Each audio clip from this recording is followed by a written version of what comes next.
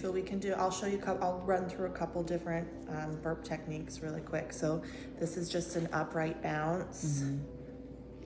You could also put him out here on your belly. Hold his jaw with your finger and thumb and do a pat this way. Right on cue. There's a nice burp. If you don't feel stable like this, you could also swing him onto your arm and burp here. This will also work just fine. Obviously, if he burps this way, it's gonna just hit your floor. And then if you don't feel comfortable like that, another technique is to put his butt on your belly and burp this way. Oh, that's good. And this is guppy pose, so this is gonna help him stretch out that neck. So I have my finger by his ears on the back of the head. There's a smile.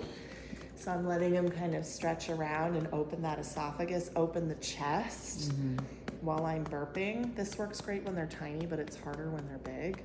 But this gets you a guppy pose while you're burping, and obviously he's super chill, comfortable.